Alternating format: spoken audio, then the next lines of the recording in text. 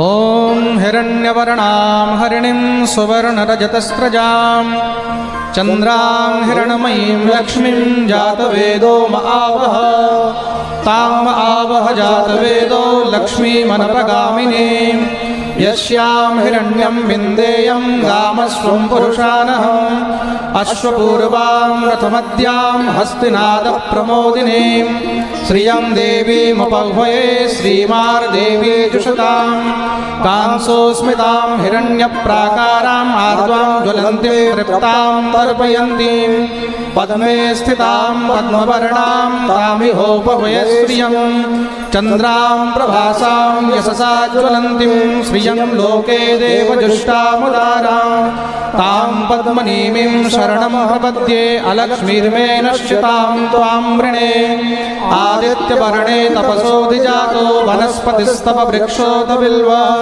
तस्य फलानि तपसा नुदन्तु यायान्तरायाश्च बाह्याय लक्ष्मी उपैतु मां देवसखा कीर्तिश्च मणिना सह प्रादुर्भूतोऽस्मि राष्ट्रेऽस्मिन् कीर्तिवृद्धिं ददातु मे क्षुत्पिपासामलां ज्येष्ठां लक्ष्मीं नाशयाम्यहम् अभूतिं समृद्धिं च सर्वां निर्णुत मे गृहात् गन्धद्वारां दुराधर्षां नित्यपुष्टां गरीषिणीम् ईश्वरीं सर्वभूतानां तामिहोपह्वये श्रियं मनसः काममाकूतिं वाचः सत्यमशीमहि पशूनां रूपमन्यस्य मयि श्रीश्रयतां यशः कर्दमेन प्रजाभूता मयि सम्भव कर्दम श्रियं वासय मे कुले मातरं पद्ममालिनीम् आपसृजन्तु स्निग्धानि चिक्लीतपसमे गृहे निच देवीं मातरं श्रियं वासय मे कुले आर्द्रां पुष्करणीं पुष्टिं पिङ्गलां पद्ममालिनीं चन्द्रां हिरण्मयीं लक्ष्मीं जातवेदो महावः ताम् आर्द्रां यः कर्णीं यष्टिं सुवर्णां हेममालिनीं सूर्यां हिरण्मयीं लक्ष्मीं जातवेदो महावः ताम् आवह जातवेदो लक्ष्मीमनपगामिनीं यस्यां हिरण्यं प्रभूतं गावो दाश्वश्वानमिन्देयं पुरुषानहम् यशुचिः प्रेतो भूत्वा जुहुयादाज्जुमन्वहं सूक्तं पञ्चदशरचं च श्रीकामः सततं जपे पद्मानने पद्मविपद्मपत्रे पद्मप्रिये पद्मधरायताक्षि विश्वप्रिये विष्णुमनोनुकूले त्वत्पादपद्मं मयि सन्निधस्व पद्मानने पद्म उरु पद्माक्षी पद्मसंभवे तन्मे भजसि पद्माक्षी येन सौख्यं लभाम्यहम् अश्वदायी गोदायी धनदायी महाधने धनं मे जुषतां देवी सर्वकामाष्टदेहि मे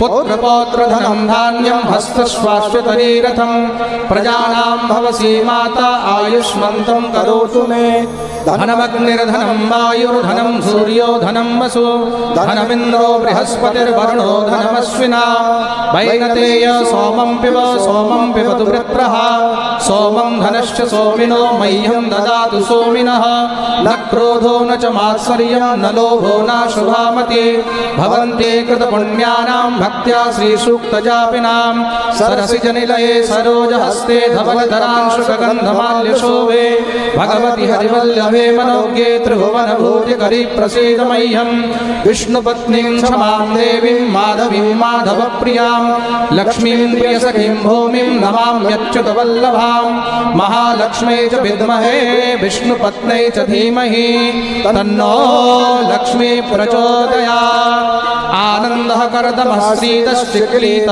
इति विश्रुताः ऋषयः श्रीहपुत्राश्च श्रीदेवीर्देवतामताः ऋणरोगादिदारिद्र्यपापक्षुतपमृत्यवः भयशोकमनस्तापा नश्यन्तु मम सर्वदा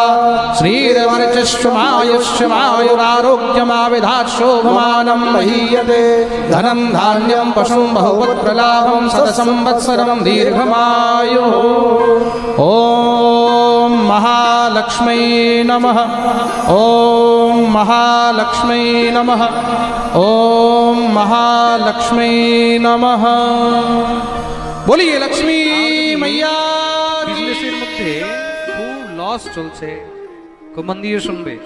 বা অর্থ উপার্জন করছে কিন্তু অর্থ টিকছে না, অর্থ স্থির থাকছে না, তাকে নিত্য এই শ্লোক জপ করা উচিত। খুব মন দিয়ে শুনবে কিন্তু শ্রীমদ্ ভাগবতের অষ্টম স্কন্ধের অষ্টম অধ্যায়ের এই অষ্টম 8 নম্বরের শ্লোক, ততশ্চাবিরভূত সাক্ষাৎ শ্রীরমা ভগবৎপরা রঞ্জয়ন্তী দিশঃ কান্ত্যা বিদ্যুৎ সৌদামণি যথা।